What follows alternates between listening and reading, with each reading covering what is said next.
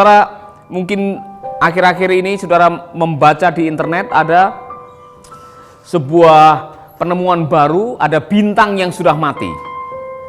Bintang yang sudah mati ini sebetulnya matahari dari galaksi yang lain. Istilah black hole menjadi terkenal karena black hole ini, bintang yang sudah mati, ini bisa sewaktu-waktu dia bisa menyedot cahaya atau energi matahari, kesedot ke bintang ini karena sama-sama matahari dulunya. Dan kalau ini kesedot maka matahari akan menjadi pudar dan itulah kiamat. Saudara baca itu penemuan yang luar biasa. Kalau itu terjadi maka hidup saudara dan saya sudah tidak lama lagi di dunia ini. Mau bikin apa? Hidupmu tidak lama lagi di dunia ini. Mau bikin apa?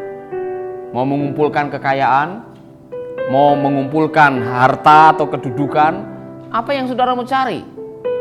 Saudara-saudara, dulu waktu saya masih muda ada sebuah lagu, cari apa di dalam dunia. Ada lagu itu?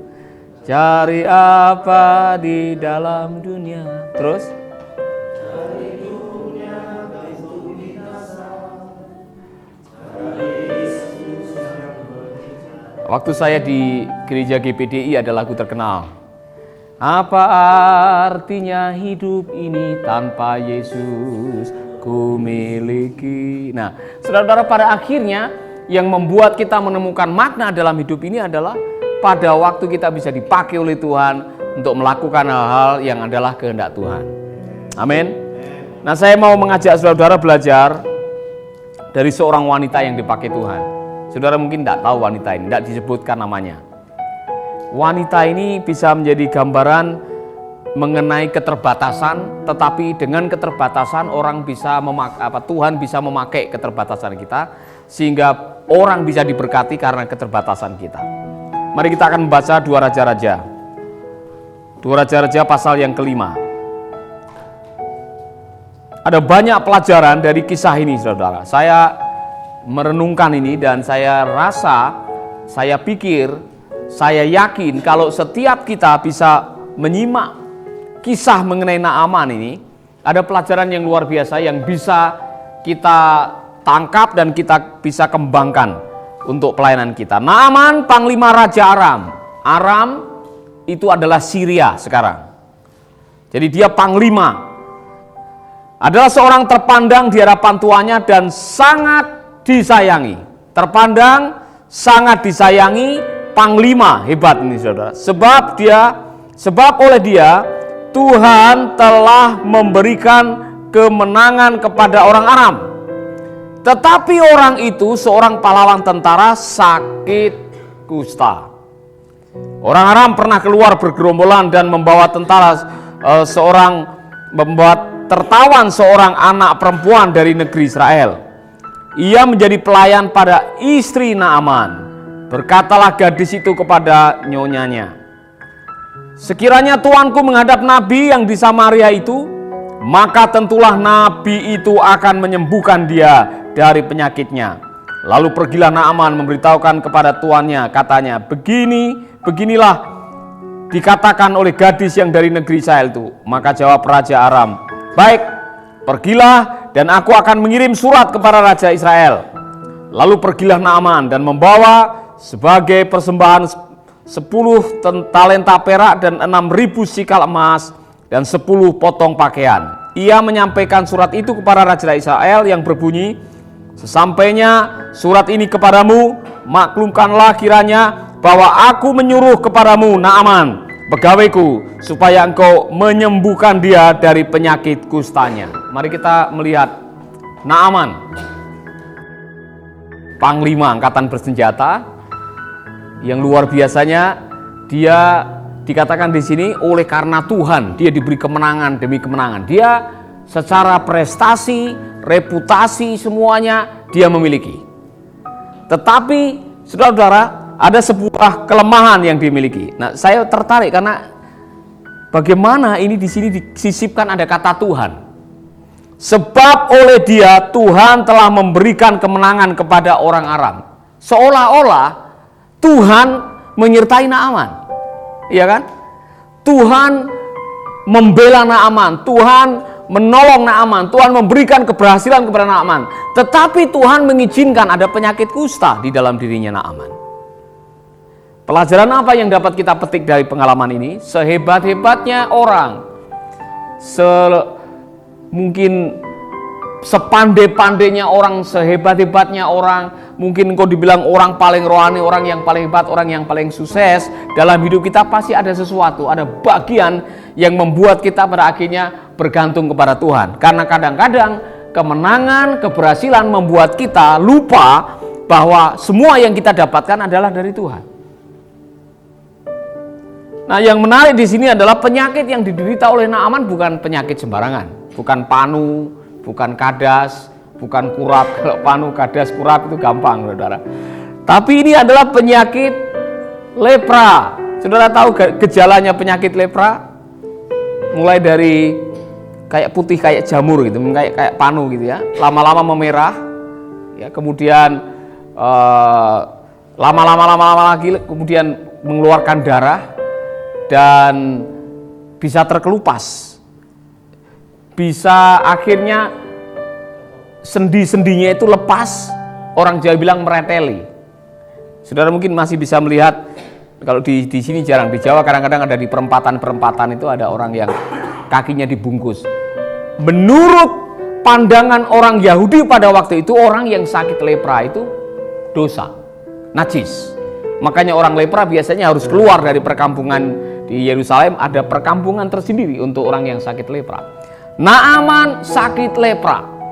Jadi saudara, apa artinya prestasi, apa artinya kekayaan, apa artinya sebuah kedudukan, apa artinya kehebatan kalau di tubuh saudara membawa sebuah kelemahan, membawa sebuah penyakit yang menurut pandangan banyak orang adalah sebuah celah, sebuah aib.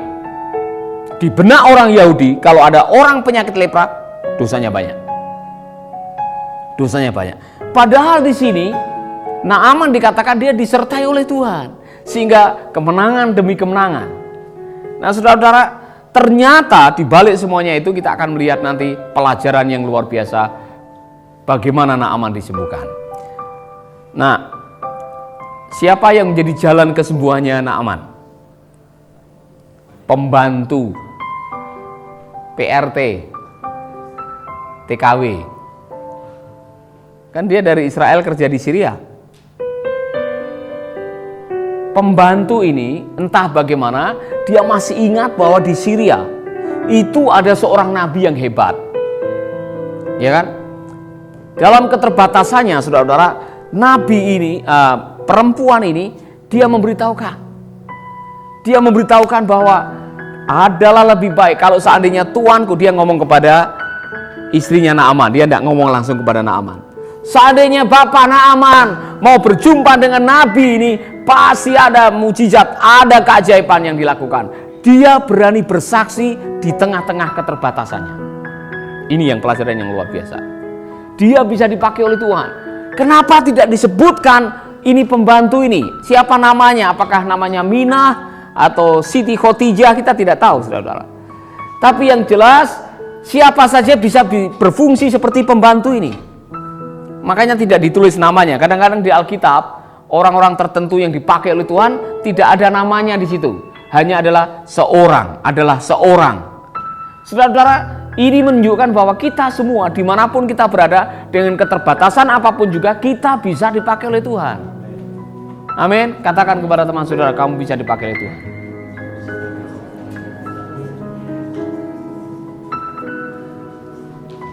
Jangan menunggu nanti kalau sudah dapat gelar doktor atau MA atau MTH baru nanti kalau sudah MTH saya akan dipakai oleh Tuhan. Telat, saudara-saudara. Ya. Telat. Sekarang pun kalau saudara mau melakukan dengan berani, saudara akan dipakai oleh Tuhan. Amin. Siapa saja bisa dipakai oleh Tuhan, katakan. Masalahnya mau atau tidak? Masalahnya saudara mau atau tidak? Masalahnya saudara terbeban atau tidak? Pembantu ini dia terbeban kepada tuannya. Mungkin tiap hari dia melihat tuannya garuk-garuk sambil menatap dengan mata yang kosong atau mengeluh rasa sakit, kan dia pembantu, dia yang tahu persis apa yang dihadapi oleh tuannya. Jatuhlah belas kasihan dan dia tidak bisa melakukan apa-apa, dia tidak bisa memberikan obat, tidak bisa memberikan nasihat, dia hanya bisa memberikan petunjuk. Seandainya dia mau berobat ke Samaria, maka dia akan mendapatkan pertolongan. Itulah yang kita lakukan sebetulnya. Yang bisa kita lakukan untuk mereka yang ada di dunia sana yang memerlukan pertolongan adalah berikan petunjuk. Kasih tahu jalan kebenaran dan hidup. Masalahnya saudara terbeban atau tidak? Ini yang saya agak was-was pada kita semua yang sudah dapat kerinduan atau gelar untuk melayani, terlanjur nyaman, akhirnya kita tidak terbeban lagi. Tidak terbeban untuk menjangkau jiwa. Saudara-saudara, kita ada di sini karena jiwa-jiwa yang terhilang. Ingat baik-baik, saya mau menyegarkan saudara-saudara, kita ada di sini karena jiwa-jiwa yang membutuhkan pertolongan. Kita ada di sini karena jiwa-jiwa yang sedang berdoa untuk bisa menemukan jalan kebenaran dan hidup. Itulah sebabnya kita ada di sini. Jadi kalau kita kok tidak punya beban ke sana, apakah itu melalui pelayanan radio atau pelayanan mercy atau pelayanan perintisan, mungkin sudah saatnya kita mengevaluasi, adakah saya berada di tempat yang tepat atau hati saya tepat atau tidak dalam situasi seperti ini. Tuhan bisa memakai siapa saja. Amin.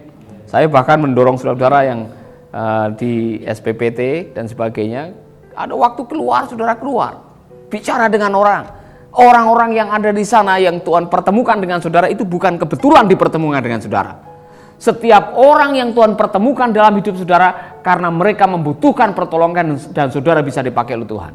Bukan kebetulan pembantu ini ditawan dari Israel, dari Samaria ke Syria. Bukan kebetulan. Tuhan punya rencana untuk perempuan ini. Amin. Ada yang kebetulan di sini? Aduh, kebetulan saya mendarat di Bali. Ada yang kebetulan? Saya yakin tidak ada istilah kebetulan di dalam Tuhan. Amin. Mari kita lanjutkan. Jadi siapa saja bisa dipakai oleh Tuhan. Kita lanjutkan pembahasan kita, saudara-saudara. Apa yang dilakukan oleh Naaman? Ini pelajaran karena dia orang berkuasa. Dia langsung menghadap rajanya, Raja Syria, sudah menulis surat rekomendasi. Surat rekomendasi bahwa tolong, ini antar negara ini, jadi antar pimpinan. Ada hambaku yang sedang membutuhkan pertolongan, segera disembuhkan. Nah saudara-saudara, sedikit di benaknya Naaman, ada sebuah ketergantungan kepada prosedur pemerintahan. Saya orang penting, saya akan diperlakukan sebagai orang penting, semuanya akan beres. Kan begitu? Tetapi tidak. Karena pada waktu raja menerima surat itu, Raja Samaria, Raja Israel malah dia ketakutan. Wah, ini mau bikin gara-gara ini. Saudara tahu ISIS, itulah Aram. Syria itu bengisnya bukan main, kejamnya bukan main. Jadi waktu Raja Israel menerima surat itu, mereka pikir Raja Aram mau bikin gara-gara dengan seolah-olah mengirimkan Naaman untuk kesembuhan padahal mau menyerang. Nah, itu didengar oleh sang nabi. Mari kita akan membaca. Maka jawab Raja Aram, kita lanjutkan. Ia menyampaikan surat itu kepada Raja Israel yang berbunyi, sesampainya surat ini kepadamu, maklumkanlah kiranya bahwa aku menyuruh kepadamu Naaman pegawaiku supaya engkau menyembuhkan dia dari penyakit kustanya. Segera sesudah Raja Israel membaca surat itu, dikoyakkannya lah pakaiannya serta berkata, Allahkah aku ini yang dapat mematikan dan menghidupkan sehingga orang ini mengirim pesan kepadaku supaya aku sembuhkan seorang dari penyakit kustanya? Tetapi sesungguhnya perhatikanlah dan lihatlah, ia mencari gara-gara terhadap aku. Jadi raja udah belum apa-apa, curiga sekali.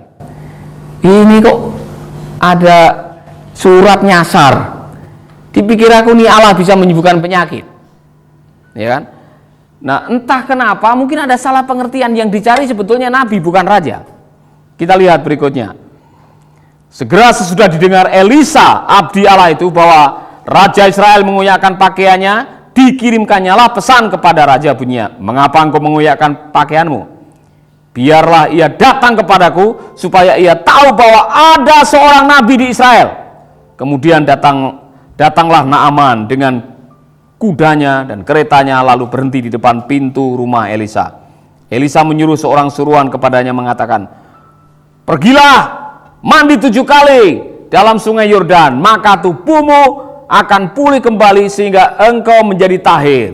Tetapi pergilah Naaman dengan gusar sambil berkata, aku sangka bahwa setidak-tidaknya ia akan keluar dan berdiri memanggil nama Tuhan Allahnya, lalu menggerak-gerakkan tangannya di atas tempat penyakit itu, dan dengan demikian menyembuhkan penyakit kustaku. Bukankah Abana dan Parpar, sungai-sungai Damsik, lebih baik dari sungai-sungai di Israel? Apa yang terjadi di sini? Naaman tersinggung. Dia sudah pakai jalur resmi, jalur mungkin kepemerintahan, birokrasi, jalur diplomasi, ternyata salah sasaran. Raja tidak bisa menyembuhkan. Didengarlah oleh Nabi Elisa. Elisa bilang, ini tidak usah bingung-bingung, suruh ke sini. Pada waktu akhirnya Naaman menuju ke rumahnya Elisa, Naaman mengharapkan Elisa akan keluar tumpang tangan. Elisa tidak keluar. Elisa hanya memerintahkan pembantunya, katakan, suruh dia mandi 7 kali di sungai Yordan. Naaman tersinggung. Dia bilang, sungai di Syria sana lebih bagus daripada sungai Yordan. Nah, saudara-saudara, kemudian kembalilah dia dengan seluruh pasukannya kepada abdi Allah itu. Setelah sampai, tampillah ia ke depan Elisa dan berkata, sekarang aku tahu bahwa di seluruh bumi tidak ada Allah kecuali di Israel. Setelah pada akhirnya ia menjalankan perintah sang nabi. Pada akhirnya dia sembuh. Saya mau tanya, kesembuhan Naaman ada di mana?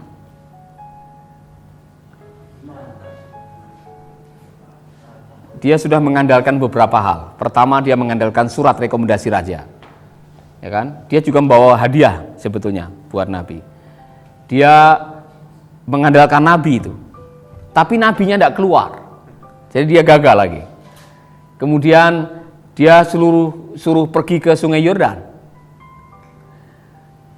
Ada seorang pengkhotbah yang mengatakan kesembuhan dan mujizatnya Naaman terjadi pada waktu dia mau menuju ke sungai Yordan. Artinya kesembuhan dan mujizat itu terjadi pada waktu ada sebuah ketaatan. Mujizatnya bukan di sungai Yordan, bukan karena air sungai Yordan lebih suci daripada sungai yang lain. Mujizatnya tidak terjadi karena ada surat rekomendasi dari raja. Mujizatnya tidak terjadi karena bertemu dengan Nabi Elisa, bukan. Mujizat itu terjadi ketika ada ketaatan. Amin. Kalau ingin mengalami keajaiban, belajarlah apa tadi? Taat. Kalau ingin mengalami keajaiban, belajarlah untuk menjadi taat, saudara-saudara. Saya jadi ingat peristiwa yang menarik sekali pada waktu nabi yang sama bertemu dengan seorang janda yang sedang terpuruk karena suaminya meninggal dengan meninggalkan hutang. Anaknya hampir disita. Dan pada waktu itu sang nabi yang mampir ketemu orang itu bertanya, kamu punya apa? Dan perempuan itu mengatakan, kami hanya punya minyak yang sedikit. Dia bilang, pergi keluar, cari pinjaman tempayan sebanyak-banyaknya. Setelah itu kamu masuk ke dalam kamar, berdoa dan dituangkan minyak itu. Nah, saudara-saudara, mujizatnya terjadi di mana? Mujizatnya terjadi pada waktu dia berani melangkah untuk keluar dan meminjam tempayan-tempayan. Saya masih ingat waktu Maria datang kepada Yesus dan memberikan sebuah masalah karena anggur sudah habis di dalam acara perkawinan di Kana itu. Kemudian Maria mendatangi oleh para murid dan mendatangi oleh juru minum atau pelayan-pelayan di situ, ikuti apa yang dikatakan Yesus. Ikuti apa yang dikatakan oleh Yesus. Mujizatnya terjadi kapan? Pada waktu pelayan-pelayan ini mengikuti apa yang Tuhan Yesus katakan. Kapan mujizat terjadi dalam kehidupan kita? Ketika kita mau taat. Amin. Persoalannya mau taat atau tidak, itu adalah di tangan saudara. Belajarlah untuk hidup mentaati kebenaran firman Tuhan. Karena waktu kita taat, di dalam ketaatan ada keajaiban yang luar biasa yang Tuhan lakukan dalam kehidupan kita. Amin. Yakobus 1 ayat 25. Silakan membaca. Tetapi barang siapa yang meneliti hukum yang sempurna adalah firman Tuhan, bukan hanya mendengar, tetapi setelah mendengar meneliti, dan setelah meneliti melakukannya, maka orang itu akan dibuat bahagia oleh perbuatannya. Ada keajaiban pada waktu kita mentaati kebenaran firman Tuhan. Amin. Amsal pasal 13 ayat yang ke-13. Siapa meremehkan firman akan menanggung akibatnya. Saudara membaca firman? Kalau saudara meremehkan kebenaran firman, saudara akan menanggung akibatnya. Tapi kalau saudara melakukan firman dan taat kepada firman, maka saudara akan mendapatkan balasannya. Balasannya apa? Yohanes 7, Yohanes 15 ayat 7 dan 8.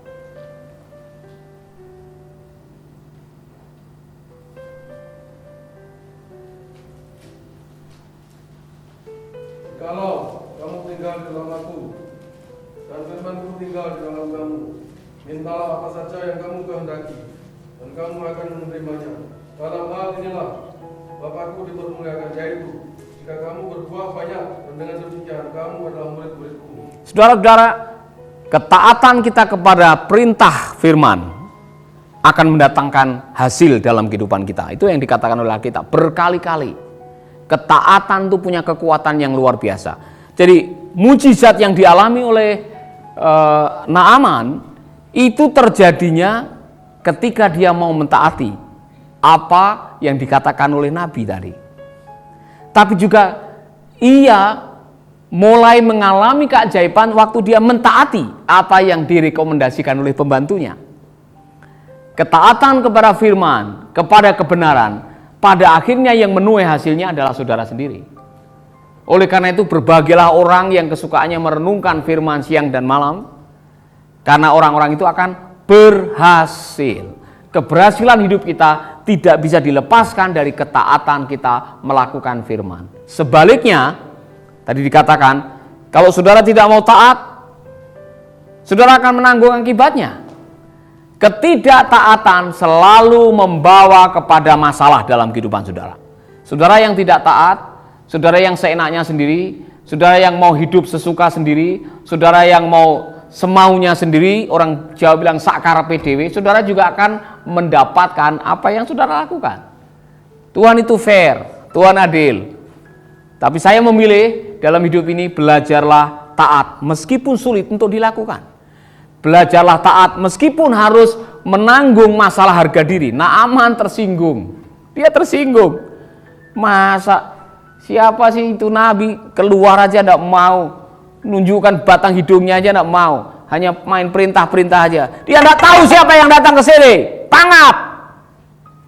Panglima angkatan bersenjata. Dia tidak tahu.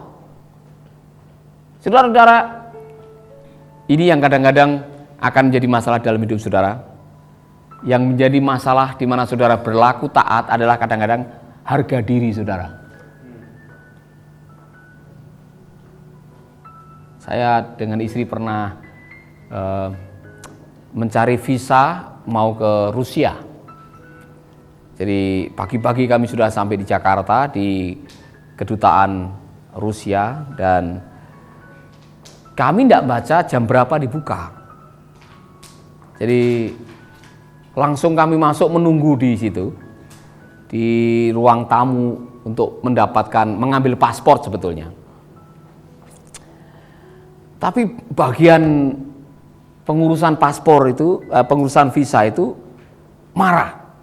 Kamu tidak tahu ya, itu dibuka jam berapa? Kenapa kamu duduk di sini sebelum jam dibuka? Itu dipermasalahkan, saudara.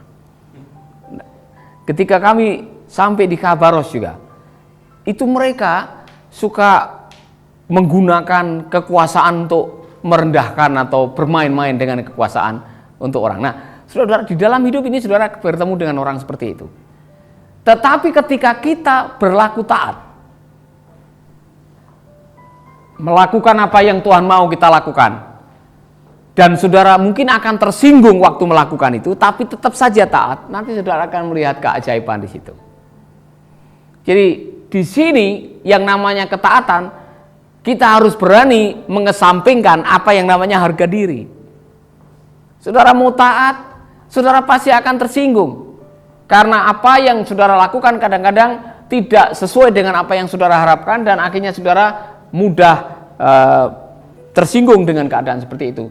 Di dalam ketaatan, saudara ada penyerahan. Di dalam penyerahan, saudara mengatakan, semua saya lakukan untuk kemuliaan nama Tuhan, bukan kemuliaan saya. Kalau itu yang terjadi, saudara tidak akan tersinggung. Amin. Kalau kita tersinggung oleh karena masalah harga diri, karena masalah siapa kita kadang-kadang, dan masalah kesombongan kita, belajar taat. Naaman taat. Perintahnya kan gampang sebetulnya. Dia hanya mandi 7 kali kan? Apa susahnya mandi 7 kali? Merasa seperti direndahkan dan sebagainya. Tapi pada waktu akhirnya dia hampir menyerah. Tapi pembantu-pembantunya mengatakan, udah lakukan aja lah, apa sih susahnya mandi 7 kali? Dia mandi, akhirnya dia sembuh. Dan dia mengatakan, benar, di Israel ini ada Allah yang luar biasa. Akhirnya nama Tuhan dipermuliakan.